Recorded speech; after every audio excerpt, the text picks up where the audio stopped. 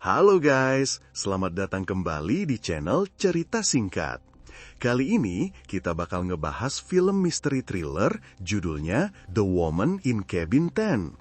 Ceritanya tentang seorang jurnalis yang diundang ke kapal pesiar mewah. Suatu malam, dia ngeliat ada cewek dibunuh terus dilempar ke laut. Tapi anehnya guys, pas dicek semua orang di kapal itu lengkap. Si jurnalis ini pun mulai dikira gila. Kita akan kupas tuntas apa yang sebenarnya terjadi. Sebelum kita mulai, silahkan subscribe dulu channel ini ya guys, lalu kita langsung gas ke alur ceritanya. Kita diperkenalkan dengan tokoh utama kita yang namanya Laura Blacklock, atau biasa dipanggil Lo. Dia ini jurnalis di The Guardian. Hari itu, bosnya nyaranin dia buat cuti biar bisa nenangin diri di rumah. Soalnya, Laura ini baru aja ngeliat insiden yang bikin dia agak trauma. Tapi, Laura nolak cuti. Katanya kalau sendirian di rumah malah bikin stres. Dia malah cerita ke bosnya kalau dia dapat undangan buat ikut berlayar di kapal pesiar mewah bernama Aurora Borealis. Kapal ini milik suami istri kaya raya, Richard dan istrinya Anne, yang merupakan ahli waris perusahaan logistik dari Norwegia. Sayangnya, Anne ini lagi sakit leukemia stadium 4. Laura diundang ke kapal itu buat nulis dan ngeliput acara amal selama 3 hari pelayaran menuju Norwegia. Singkat cerita, Laura pun OTW ke kapal pesiar yang parkir di tengah laut. Sesampainya di sana, kepala pelayan bernama Carla minta Laura buka sepatu karena semua tamu wajib pakai alas kaki yang udah disediain.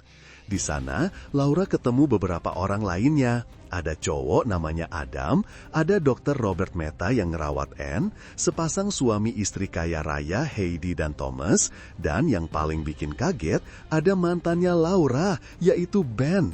Gak sengaja mereka ketemu lagi di situ guys, suasana langsung jadi canggung abis. Setelah itu, para tamu diantar ke kabin masing-masing. That's a no.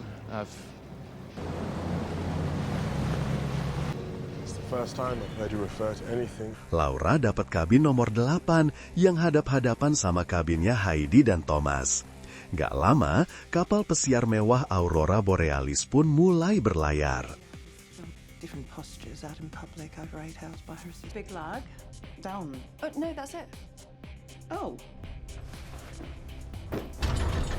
Let's go. Pas Laura lagi nikmatin angin sepoi-sepoi di balkon, dia dengar suara batuk dari kabin sebelah, nomor 10. Dari sana, ada beberapa puntung rokok ngegelinding ke balkonnya Laura yang langsung dia buang. Gak lama, Richard ngumpulin semua tamu buat ngasih sambutan. Dia berterima kasih sama Heidi dan Thomas yang udah nyumbang banyak. Dana yang terkumpul katanya bakal dikasih ke orang-orang yang gak mampu berobat. Richard juga minta maaf karena istrinya, Anne, gak bisa ikut nyambut karena lagi istirahat. Tiba-tiba datang tamu yang telat, namanya Danny, teman baik Richard yang penampilannya nyentrik banget, guys.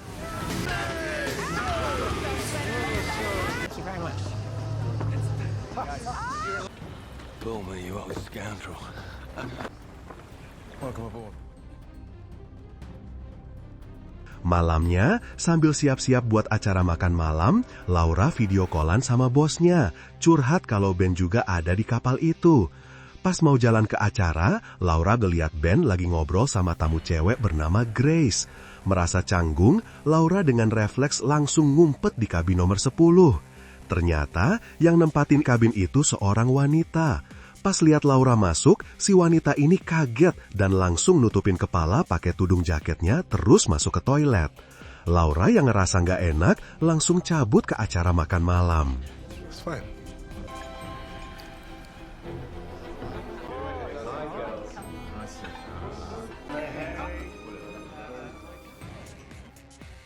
Selesai makan, kepala keamanan nganterin Laura ke kamar Anne. Ternyata, Anne ini sering ngikutin artikel-artikel yang ditulis Laura, dan dialah yang pengen ngundang Laura ke kapal itu. Anne kelihatan menderita banget, napasnya ngos-ngosan dan sering batuk. Katanya, dia udah nggak minum obat lagi biar bisa lebih nikmatin hidup. Terus, Ann nunjukin draft pidatonya buat acara besar nanti. Begitu lihat isinya, Laura kaget banget. Ternyata, Ann berniat nyumbangin seluruh uangnya. Kertas pidato itu disimpan di dalam buku, terus dimasukin ke laci yang dikunci.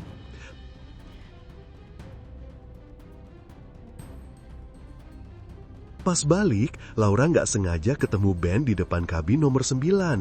Mereka pun ngobrol ngalor ngidul. Kelihatannya Ben masih ngarep balikan. Begitu juga Laura, tapi dua-duanya masih gengsi, guys.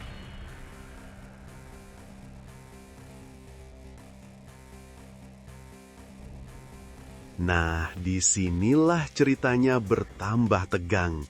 Pas Laura tidur, dia kebangun gara-gara mimpi buruk. Tiba-tiba, dia dengar dengan jelas suara cewek ketakutan dari kabin nomor 10, disusul suara sesuatu yang jatuh ke air. Meskipun gelap banget, Laura syok berat lihat ada orang ngambang di laut dan ada bercak darah di kabin nomor 10. Gak pakai lama, Laura langsung lapor kalau ada orang jatuh dari kapal. Pak Nahkoda pun langsung melambatkan kapal buat nyari, tapi gak ketemu. Laura yakin itu pasti si wanita di kabin nomor 10. Carla langsung ngecek semua tamu di kabinnya. Anehnya, mereka semua ada, guys. Laura pun cerita ke Nahkoda, kepala keamanan, Carla, dan Richard. Dia yakin banget yang jatuh itu cewek dari kabin nomor 10 yang rambutnya pirang dan pakai hoodie. Tapi plot twist guys, Nahkoda bilang kalau kabin nomor 10 itu kosong karena tamunya batal hadir 2 hari lalu. Laura tetap yakin dia nggak salah lihat. Pas dia mau nunjukin bercak darah, ternyata udah hilang. Puntung rokok yang tadi dia buang juga udah nggak ada. Katanya udah dibersihin cleaning service. Mereka semua nganggep Laura cuma halusinasi. Nahkoda pun batalin permintaan bantuan ke penjaga pantai. Dan Richard nyuruh semua orang balik istirahat. Pintu kabin nomor 10 akhirnya dikunci atas perintah Richard.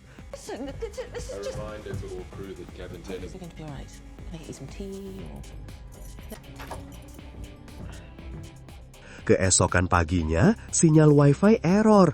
Laura yang masih penasaran minta izin ke Richard buat ketemu semua kru kapal untuk memastikan wanita yang dilihat ada di salah satu dari mereka. Tapi setelah diliatin satu-satu, nihil guys. Laura nggak menemukan wanita itu.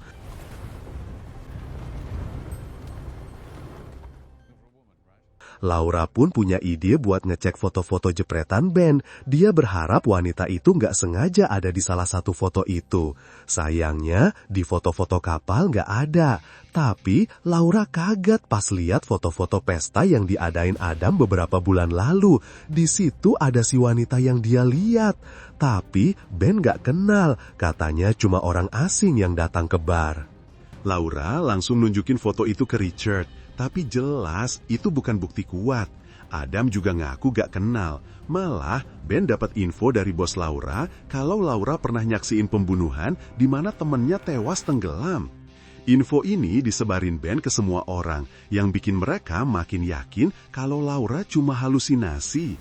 Laura, I'm sure what you experienced yesterday was a couple of months ago you witnessed a murder. Richard pun nyaranin Laura buat perawatan di spa biar lebih rileks. Di ruang spa, pas Laura lagi maskeran, dia ketiduran dan keingat lagi sama kematian temennya. Pas mandi, dia kayak lihat bayangan orang dan kemudian ada tulisan berhenti di kaca. Orang misterius ini pengen Laura berhenti nyari tahu soal-soal wanita yang dia lihat.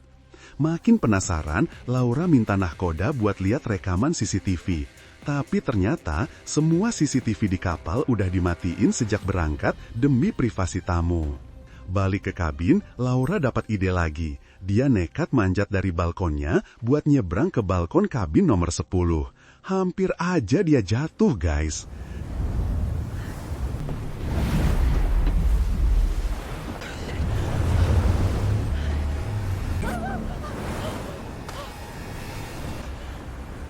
Di dalam kabin, akhirnya dia nemu sehelai rambut pirang di saluran wastafel yang bisa dia pakai buat dijadiin bukti.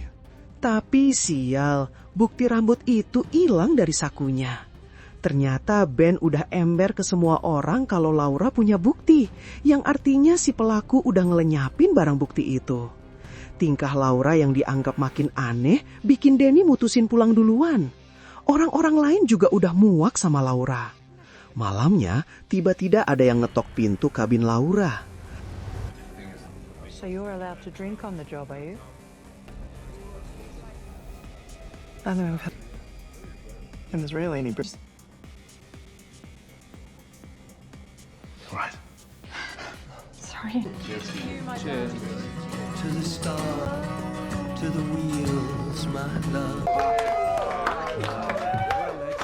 Burn brightly forever, my love. Yes. Right? I'm going to stay with my patient.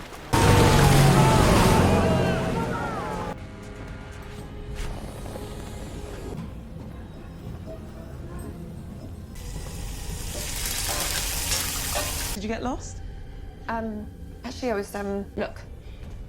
Have any of you guys seen... Okay, any chance you could take a photo and show it to the rest of the crew? Pas diintip, sosoknya bertudung mirip wanita misterius itu. Sosok itu mancing Laura buat ngikutin dia sampai ke sebuah ruangan kecil di area kru. Di sana, sosok itu nunjukin dirinya.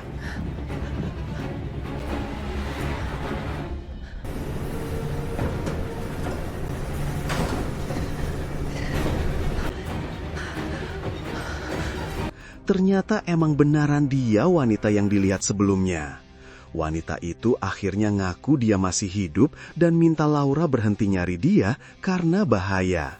Dialah yang nulis kata berhenti di spa, tapi bukan dia yang dorong Laura. Akhirnya Laura buka hoodie wanita itu dan kepalanya botak guys, mirip banget sama Anne. Tiba-tiba Laura didorong dan kepalanya terbentur sampai pingsan. Pas sadar, dia udah dikurung di sebuah ruangan di bawah lantai. Di situ, Laura mulai nyatuin kepingan puzzle. Dia ingat kejanggalan soal Anne yang awalnya bilang gak minum obat, tapi di pertemuan kedua bilang baru minum obat. Laura akhirnya sadar, sosok Anne yang kedua itu bukan Anne, tapi seorang wanita lain. Itu artinya yang dibunuh dan diceburin ke laut itu adalah Anne yang asli. Pelakunya pasti Richard, karena dia tahu Anne gak akan ngasih warisan sepeser pun ke dia. Gak lama, wanita itu datang. Laura maksa dia buat cerita. Nama aslinya adalah Carrie. Jadi ceritanya gini guys. Richard yang tahu gak bakal dapat warisan, nyari cewek yang mirip banget sama Anne pakai teknologi pengenalan wajah. Ketemulah si Cherry ini. Richard nawarin Cherry duit banyak buat pura-pura jadi Anne dan nanti nanda tanganin surat wasiat palsu. Tapi sialnya, Anne mergoki mereka di kabin nomor 10.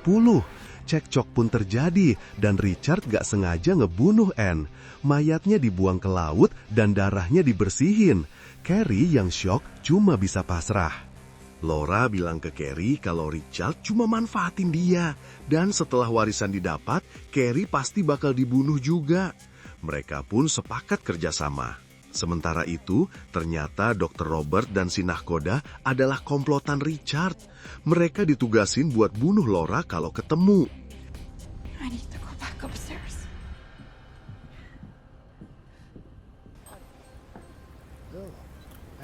My darling. You almost missed the whole show. Anne and I... Yeah? I can't. This is not what we discussed. I mean, giving an overdose to a woman that's all...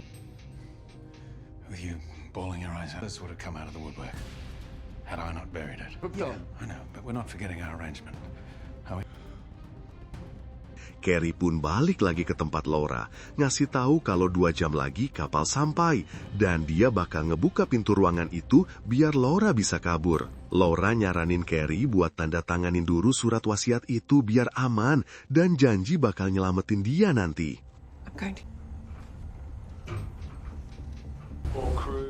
Pagi harinya, kapal sampai.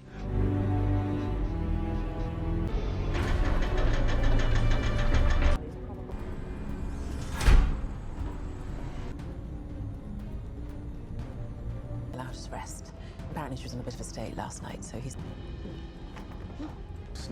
Yeah, me too. Oh, she couldn't be in better hands, though. Stopped a little short. It's a large boat. Please make your way to the swing deck. Ben yang khawatir nekat balik ke kapal buat nyari Laura. Di sisi lain, Laura berhasil keluar dan ngambil kertas pidato asli Anne. Tapi dia kaget lihat Robert datang bawa suntikan beracun dan nahkoda udah ngepung dia. Laura berusaha kabur, tapi sayang dia udah dikepung. Stay away from me. I just want to make sure you're... I just want to make sure...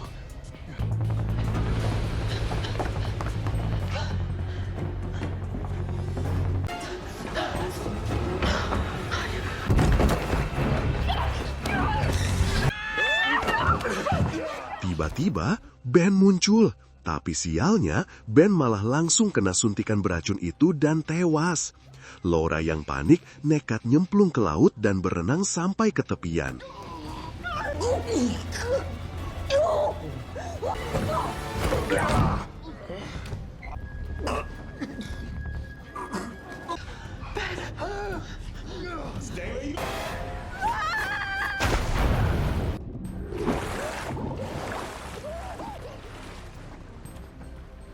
Di sana, Laura nemu sebuah rumah kosong. Sementara itu, Richard udah nyiapin acara besar buat penandatanganan surat wasiat. I was just commenting there. Para pengacara datang, dan Cherry dengan terpaksa menandatangani surat itu.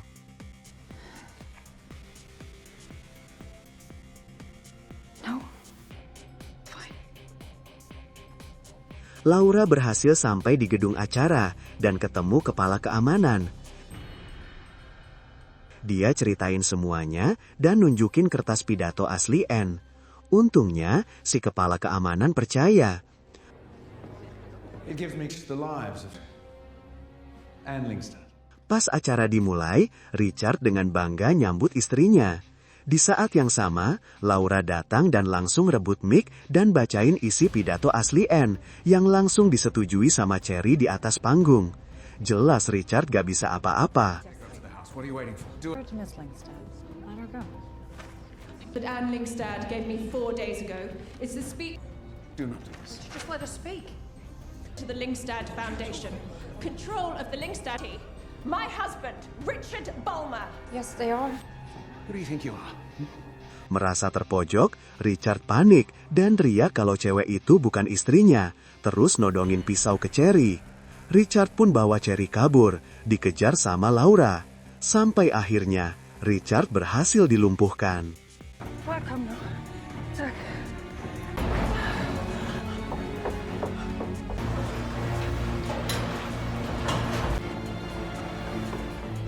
Hurry up! What are you doing? Fucking dare you! Fucking dare you!